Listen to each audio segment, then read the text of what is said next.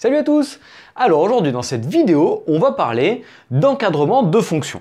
Donc là on s'adresse à plusieurs niveaux. Ça peut être du seconde comme du première en spécialité maths ou en STI 2D. À savoir qu'une partie de cette vidéo, dans la mise en application, ça s'adressera uniquement aux premières qui auront fait la dérivation. Mais pour tout le reste, les conclusions de l'exercice qu'on va faire et tout ce qu'on va expliquer ici, seconde ou première, les deux le peuvent et c'est très important ce qu'on va voir ici. Allez, je te propose un premier bilan assez rapide autour de la méthode qui va répondre à certaines questions dans tes exercices qui vont être encadrer une fonction dans l'ensemble. Donc, si x appartient à tel intervalle, déterminer à quoi appartient f de x. Ou tout simplement encadrer la fonction sur tel domaine donné. Alors, ici, on va faire quelques petits rappels avec des petits exemples illustrés, histoire que tu arrives à visualiser. Et surtout, à ne pas reproduire une bêtise assez souvent sur les encadrements que tu fais. Donc, on considère une fonction f qui est définie sur un intervalle AB. AB, ça peut être du moins l'infini plus l'infini, du moins l'infini 2. C'est pas forcément des valeurs fermées comme ça. Mais voilà, on a un intervalle i qui est inclus dans R. Et donc ici, il faut faire attention, on a bien deux cas à distinguer lorsque l'on veut encadrer une fonction. Je m'explique. Il faut distinguer le côté monotone du côté non monotone. Alors si le mot monotone t'est inconnu, je te le rappelle. Ça veut dire que la fonction est que croissante ou alors que décroissante. Elle ne change pas de variation. Donc une fonction qui est monotone est une fonction qui est que croissante ou que décroissante sur l'intervalle sur lequel on l'étudie. Dans le cas où on a une fonction monotone, c'est super simple, c'est le cas le plus facile. Mais là-dedans, encore deux cas. Est-ce qu'elle est monotone croissante ou est-ce qu'elle est monotone décroissante? Car je te rappelle qu'une fonction croissante conserve l'ordre, alors qu'une fonction décroissante inverse l'ordre. D'où la nécessité de distinguer. Si f est croissante sur l'intervalle i, ça veut dire que si x est compris entre a et b, alors f de x est compris entre f de a et f de b. Tout bêtement, elle est croissante, donc l'ordre qui est ici est resté le même, il est conservé. Donc si x appartient à l'intervalle ab, alors f de x appartient à l'intervalle f de a, f de b. Tout bêtement, on a encadré la fonction de par sa monotonie en appliquant la fonction sur les bornes. Et ça c'est bon. Maintenant, si ta fonction est décroissante, et bien dans ce cas-là, si x est entre a et b, vu qu'elle est décroissante, elle inverse l'ordre. Donc lorsque je vais appliquer la fonction ici, les inégalités qui sont là vont changer de sens. On inverse l'ordre. On a donc f de a plus grand que f de x plus grand que f de b. Et si x appartient à l'intervalle ab, alors f de x appartient à f de b, f de a. Il faut penser à inverser l'ordre. Donc ça se ressemble, on a appliqué la fonction, c'est juste qu'on a changé l'ordre des bornes. De là à là, hop, on est passé dans l'autre sens. Repense ici à toutes tes fonctions de référence et essaie de te l'appliquer. Par exemple, la fonction cube.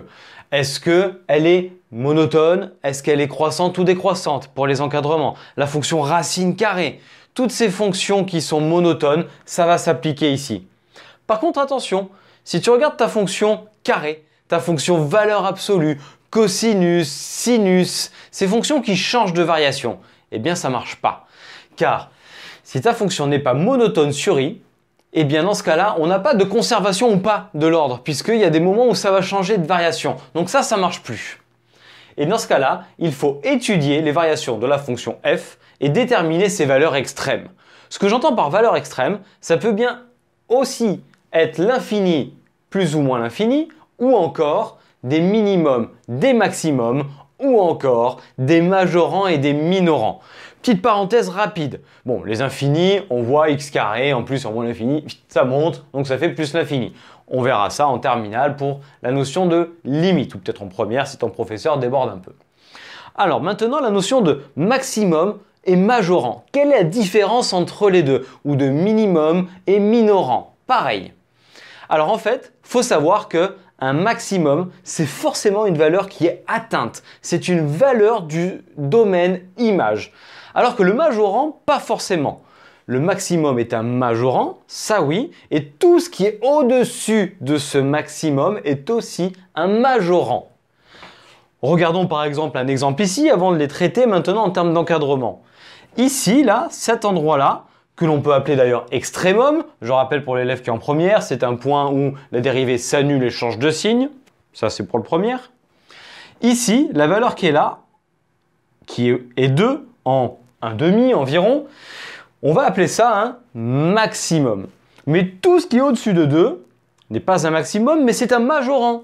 Et d'ailleurs, 2 est aussi un majorant. Par contre, je peux avoir des fonctions qui vont, allez, admettons, regarde que cette partie-là de la courbe. Eh bien, la partie qui est ici, où on voit que la fonction tend vers 0, eh bien, en regardant que sur 0 plus l'infini, la valeur 0 n'est pas un minimum, c'est un minorant, parce qu'elle ne sera jamais atteinte. Donc, le maximum et le minimum sont des valeurs du domaine image, alors que le majorant et le minorant, pas nécessairement. Allez, je ferme la parenthèse ici. Maintenant, regardons ces trois exemples où on a des fonctions qui ne sont pas monotones. Elle est décroissante puis croissante, décroissante, croissante, décroissante, et ici, décroissante, croissante. Donc, changement de variation. Pour la première ici, tu vois bien que si x est compris entre -2 et 1, les images partent de 1, ensuite elles descendent jusqu'à -1, puis elles remontent jusqu'à 2. Donc si tu te contentes de faire ce qu'on a vu en haut, c'est-à-dire simplement faire f de -2 et f de 1, ben f de -2 ça fait 1, f de 1 ça fait 2, et donc tu me dirais que la fonction elle est comprise entre 1 et 2. Bah tu vois bien que non, c'est pas le cas, il n'y a pas que cette partie-là, il y a toute cette partie-là de la courbe qui rentre en jeu. Et donc dans ce cas-là, il va te falloir soit connaître ta fonction de référence, et là évidemment tu peux conclure, ou alors, et c'est l'exemple que l'on va faire après, faire un tableau de variation de la fonction pour regarder ses valeurs extrêmes. Donc ici, on voit que en -2, elle vaut 1, ensuite on descend, hop, environ -0,5, elle vaut -1, là on a un minimum, et ensuite elle remonte, ou en 1, elle vaut 2. Donc en fait, les valeurs extrêmes, qui sont ici atteintes, sont des minimum et maximum, et on a, si x appartient à -2, 1, alors f de x appartient à -1, 2. On a donné les valeurs extrêmes par l'étude de la fonction. Regardons ici. On a une fonction qui, lorsqu'on l'observe ou lorsqu'on sera un peu plus tard en terminale qu'on aura fait les limites, on sait que ici, la fonction va tendre vers 0 en plus et moins l'infini. Donc ici, hop, elle va rester autour de l'axe des abscisses. Et ensuite, on regarde que cette fonction ici, si je la donne sur R et que je me contente des valeurs extrêmes, ben, je ne vais pas dire que ma fonction elle est comprise entre 0 et 0. Ça n'a pas de sens. Ma fonction n'est pas à l'axe des abscisses ou elle n'est pas toute plate. Non. Je suis obligé de venir regarder les valeurs extrêmes. Donc tu vois que ta fonction ici, elle descend pour atteindre -1 ici, environ -2. Puis ensuite, elle remonte pour atteindre 2 à environ 0,5. Et bien en fait, si x est compris entre moins l'infini et plus l'infini, donc en fait si x est dans R, eh bien f de x est compris entre son minimum, -1, et son maximum, 2. Ce qui est ici. Nécessité encore de connaître les variations complètes de la fonction pour donner l'encadrement. Et enfin, un petit dernier cas, on n'est pas obligé d'avoir que des bornes ici fermées, on peut avoir une fonction qui est définie sur R, de moins l'infini jusqu'à plus l'infini, ou j'aurais pu la bloquer là, hein.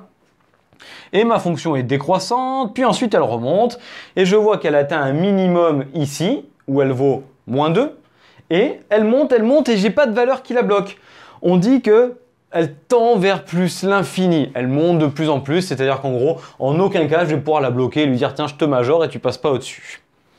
Donc on voit que si x est dans R, c'est-à-dire que si les valeurs de x sont là-dedans, alors les f de x sont entre -2 et plus l'infini. Donc je peux dire que si x appartient à R, f de x appartient à -2 plus l'infini, ou encore f de x supérieur ou égal à -2. Donc on voit bien ici l'intérêt de venir étudier et connaître les variations de la fonction, car si on ne le fait pas et qu'on donne les valeurs extrêmes, ici on aurait donné tout simplement R+, puisque elle est à 0 et à plus l'infini. Ici on aurait donné 0, alors là aucun rapport avec la fonction, et ici on aurait donné qu'un petit morceau alors qu'on aurait oublié toute la partie en dessous. D'où l'importance de bien étudier la fonction, et c'est ce qu'on va faire là. Et donc voici l'exemple que je voulais te proposer. On prend une fonction f qui est définie par f de x égale x sur x carré plus 1, et c'est une fonction en fait qui est définie sur R. Puisque x carré plus 1 ne s'annule jamais, puisque x carré est supérieur ou égal à 0, j'ajoute 1, c'est donc jamais nul. Donc le dénominateur ne s'annule pas, il n'y a pas de valeur interdite. Mais on nous demande de l'étudier uniquement sur moins 10, 10 et d'encadrer au mieux cette fonction sur cet intervalle. Alors ici, si on arrive à le visualiser, tant mieux, mais là, c'est pas évident. Donc en l'occurrence, tic ou pas, tu es obligé de l'étudier, cette fonction. Donc, en première, on a appris un outil pour étudier les fonctions, et l'outil d'étude de fonctions, je te le rappelle, c'est le calcul de dérivée, l'étude de signe de la dérivée, puis le tableau de variation. C'est donc ce qu'on va faire. Donc ici, on a une fonction f qui est définie par x sur x carré plus 1, elle est donc de la forme u sur v. Donc on va commencer par calculer sa dérivée. Donc je te propose de marquer une petite phrase de rédaction de type f est de la forme u sur v. F c'est une fonction rationnelle, je ne sais pas si ton enseignant ou ton enseignante utilise ces termes-là, mais je te rappelle qu'une fonction rationnelle c'est un quotient de deux polynômes, tout simplement. Donc u sur v dérivable sur moins 10, 10, parce qu'une fonction rationnelle est dérivable sur son domaine de définition. Donc là tout va bien, elle est dérivable. De la forme u sur v, ça veut dire qu'on a u'v moins uv' sur v carré, la formule de la dérivée du sur v. Donc, vu que u c'est x, u' c'est 1, v c'est x carré plus 1, on touche pas, moins u fois v', dérivée de x carré plus 1, 2x, divisé par v carré, et le dénominateur on touche pas. Donc maintenant, on développe. Donc la phase O développée donne 1 facteur de x carré plus 1, donc x carré plus 1, et moins x fois 2x, moins 2x carré. Moins 2x carré plus x carré, moins x carré, et le 1 reste 1. On arrive ici, on ne peut pas aller plus loin. Donc, f' de x sur moins 10, 10 vaut 1 moins x carré sur x carré plus 1. Maintenant, il faut étudier le signe. Alors, rapidement, x carré plus 1 c'est positif, donc au carré c'est strictement positif. C'est donc du signe de 1 moins x carré. On le rédige un peu. Alors, je te conseille toujours ces petites phrases de rédaction en disant que ton dénominateur est strictement positif, donc f' est du signe du numérateur. Puis ensuite, ici, allez, évite le delta, les trucs un petit peu lourds de début d'année de première. Ici, résous ton inéquation. Quand il manque b ou c, c'est plutôt facile dans tes polynômes du second degré. Donc ici, on a tout simplement à isoler le x carré, donc on l'amène à droite. Ça évite de faire des fautes sur le sens de l'inégalité.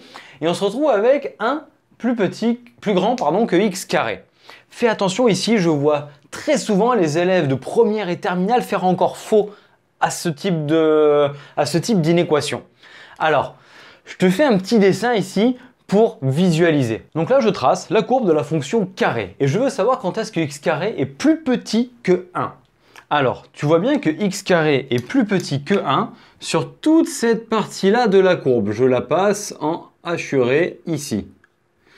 Donc il n'est pas question ici de te dire tiens juste je mets ma racine carrée et j'ai racine de 1 qui fait 1 plus grand que x, donc finalement x plus petit que 1, je me retrouverai avec un truc par là, ce qui est complètement faux.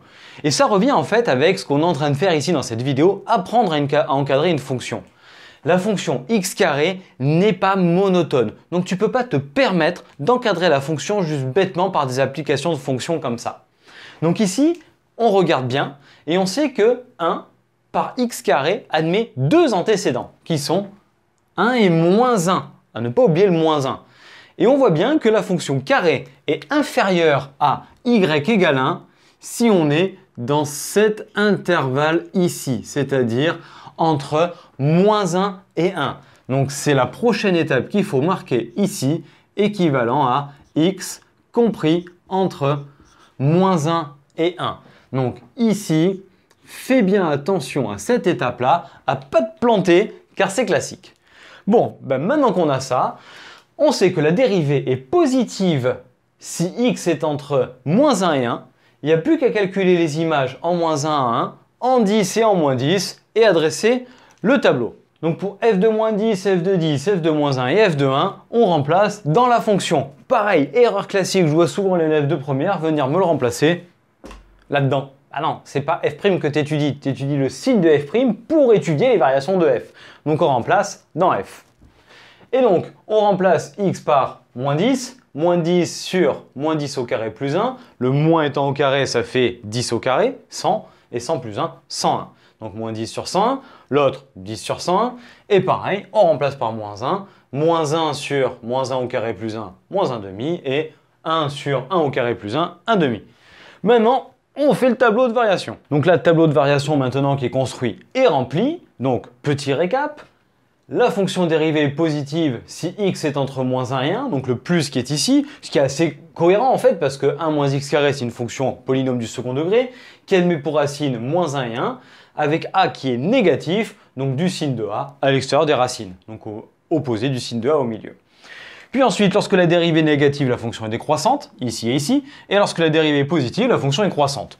On met les valeurs des images ici, et maintenant on revient à ce qu'on cherchait à faire, encadrer la fonction lorsque x est entre moins 10 et 10. Eh bien, moins 10 100 unième, moins 1 demi et 10 100 unième. Alors, les valeurs, quelles sont les plus grandes là-dedans? Ça, c'est proche de moins 1 dixième, et ça, c'est proche de 1 dixième quand même, on n'est pas loin. Donc il est clair que les moins 1 demi et 1 demi sont les valeurs extrêmes de la fonction sur l'intervalle moins 10, 10. Donc en fait, ça, c'est plus bas que ça, et ça, c'est plus haut que ça. Donc moins 1 demi, c'est un minimum, 1 demi, c'est un maximum. On a déterminé les valeurs extrêmes, en l'occurrence ici, pour le langage de première, même de seconde, qu'il a normalement déjà vu un extrémum. La dérivée s'annule et change de signe. Et donc ces extrémums, qui sont ici des minimums et des maximums, des vrais, parce qu'attention, un extrémum n'est pas toujours un maximum et un minimum, ça, on se le sort de la tête, ça me permet d'encadrer la fonction et de voir que sur moins 10, 10, si je disais que la fonction était comprise entre ces deux valeurs, eh bien je me serais complètement planté, car j'aurais omis la partie basse ici et la partie haute ici. Et donc j'aurais en gros perdu une grosse partie de ma fonction. Bon, et bien du coup, phrase de conclusion. Et donc voilà la conclusion, on dit que f admet moins 1 demi pour minimum en moins 1 et 1 demi pour maximum en 1, comme ça au moins on fait intervenir les termes qu'on connaît bien de minimum et maximum maintenant. Et donc, si x appartient à moins 10, 10, alors f de x appartient à moins 1 demi, 1 demi. Donc voilà une application d'encadrement d'une fonction lorsqu'elle n'est pas monotone. Regarde sa courbe, comme ça au moins tu visualises un petit peu à quoi ça ressemble, et tu vois bien cette forme de la courbe qui, si on s'était contenté des moins 10, 10 avec les images, on aurait oublié toute une partie de la fonction. Important de visualiser un petit peu les fonctions, ça te permet de voir à quoi elles ressemblent. Bon, eh bien écoute, je te remercie du coup d'avoir suivi cette vidéo jusqu'au bout, j'espère qu'elle t'a plu et qu'elle t'a permis de bien comprendre les différents points pour apprendre à encadrer une fonction, que tu sois en première, ou en seconde, ou même en terminale. Donc, si elle t'a plu, merci de lui lâcher le petit pouce bleu vers le haut, ça fera toujours plaisir. Puis à venir ensuite dire ce que tu en penses, si tu as des choses à redire là-dedans, en commentaire, à la partager auprès de tes amis, activer la cloche pour avoir les notifications des prochaines vidéos, puis tu peux nous rejoindre sur Internet, sur nos réseaux sociaux Facebook et Instagram. Et d'ici à la prochaine vidéo, je te souhaite une très belle journée et je te dis à très bientôt. Allez, ciao à tous!